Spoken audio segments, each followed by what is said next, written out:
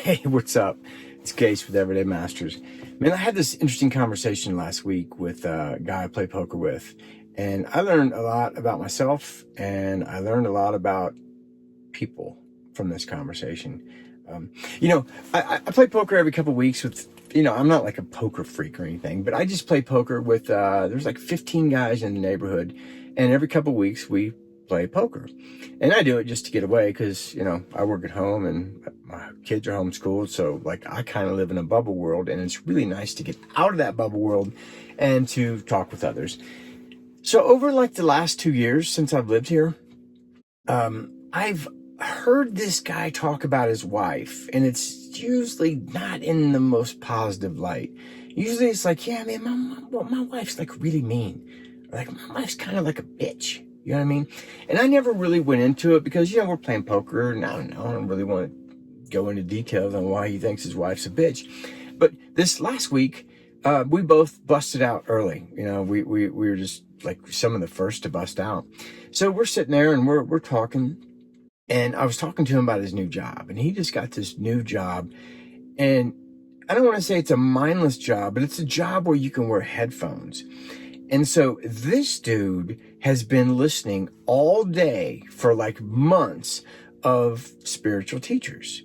And, I mentioned a few to him, that he really resonated with. I was talking about Eckhart Tolle and Neville Goddard and Law of One, Seth Material, and just things like that.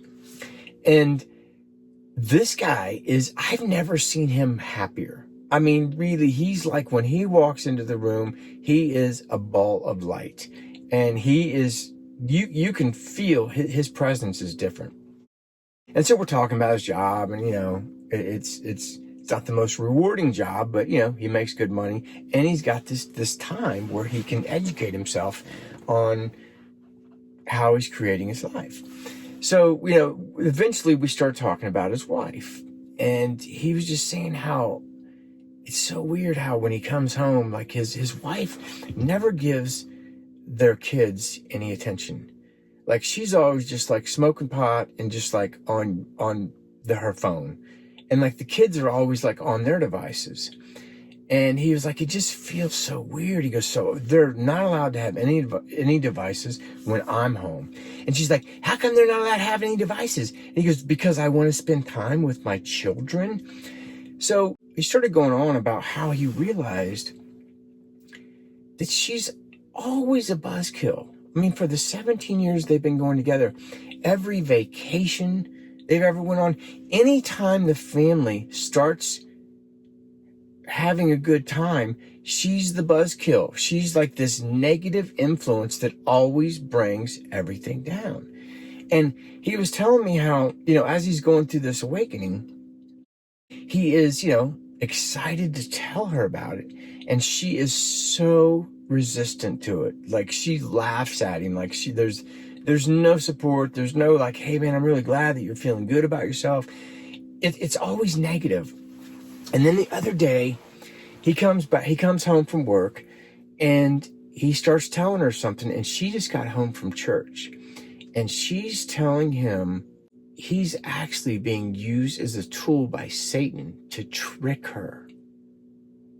And when he said that, I realized how much toxicity must be in that house. And I was just like, oh my God, dude. Like, I don't know. I was just kind of like feeling compassion for my bro there, because it was just like, man, I don't want anybody to be in a relationship or in a living situation that is so unsupportive and so toxic. And he said, man, another thing I realized is she didn't like any of my friends. Like everybody that I enjoy hanging out with, she hates them. She doesn't like them. She's always talking bad about them.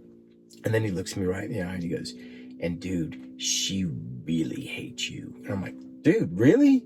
Like I've met her a couple times and we've had this nice, pleasant conversation. And he goes, no, dude, she fucking hates you.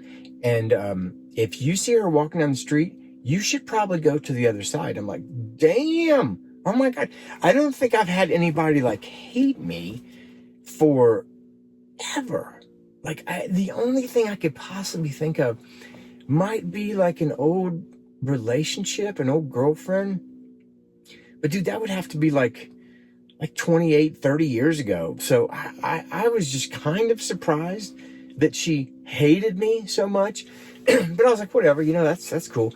But as he was telling me these stories out loud, he starts saying, oh my God, as I'm hearing myself say this out loud, I'm realizing how toxic this relationship is, how toxic my home life is. He goes, I can't do this. I can't do this anymore.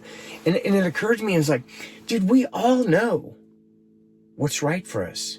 We do. We put up with so much bullshit. We settle. We work at these jobs that just are not healthy for us. We have these these relationships, these lives at home that are so toxic, and we put up with it, and we put up with it, and we're basically afraid. We're afraid because we don't know what's going to happen when we finally cut the ties at the job, or we finally cut the ties at the relationship.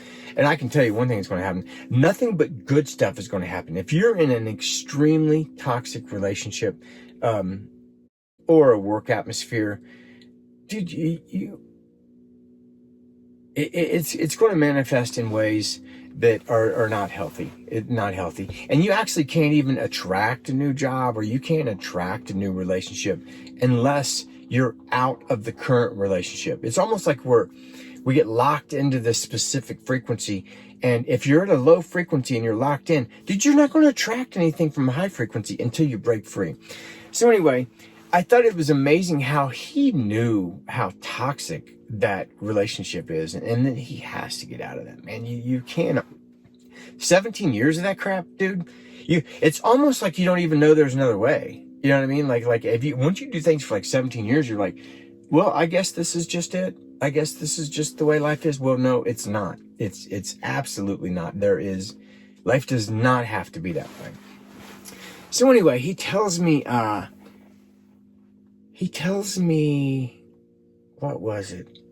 Oh yeah, so she says that she hates me. And I'm like, whatever, cool. But then he says she thinks you are a con artist. She thinks you're a snake oil salesman. And dude, the first thought that went into my mind was, fuck that bitch. Like, that must be my button. Like, I don't care if anybody doesn't dig me. But when you start calling me like a snake oil salesman or like a con artist, dude, that gets under my skin. What I realized was that it only took about 10 seconds before I put myself in her position. And I realized how much fear she must be living in, how miserable she must be to constantly have to bring everybody down. Like, man, what a terrible existence that must be for her, to just be overwhelmed by fear and to hate herself. And so I started feeling this compassion for her. And I was really kind of impressed with myself that it only took me about 10 seconds. Because I can tell you what, dude, 12 years ago, or definitely earlier than that, dude, I would have allowed that little conversation to rent space in my mind. It would have kept coming back day after day. I'd have been like, gee, what? Why does she hate me? Like, why does she say this? I was really impressed. And so I thought how much I have grown as a person to just really not let people rent space in my mind, because they don't deserve to rent space in my mind. Anyway, I just thought it was like really, really interesting. And then I started thinking back to other friends that I have that are in relationships. And when something happens, they are so quick to say exactly what's on their mind. And some of them cut so deep that you can't take that stuff back. You know what I mean? When you're in one of those intense relationships, like with family or with a loved one, that's not going well, we say things that cut so deep you can't take them back. You cannot take them back. So I think that's really good advice that, even if you're in a toxic relationship, it's probably best to, when you get that feeling like you want to tell somebody to go fuck themselves, maybe just hold on to that just for like a minute. Just see if it's still there a minute later or 2 minutes later. So anyway, man, I just thought that was interesting. It was really good for me because I realized how far I've come with not letting people rent space in my mind. And it also was very clear to me that we know what's best for us.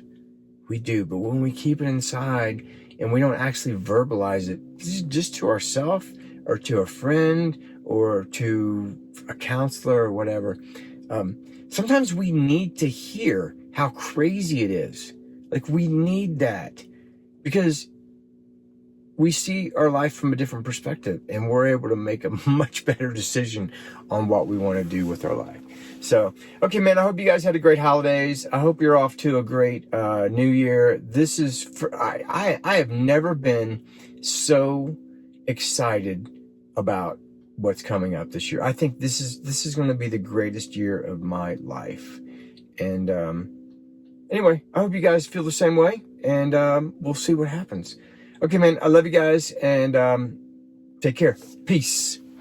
It's getting kinda crazy up in here. Got that DJ playing music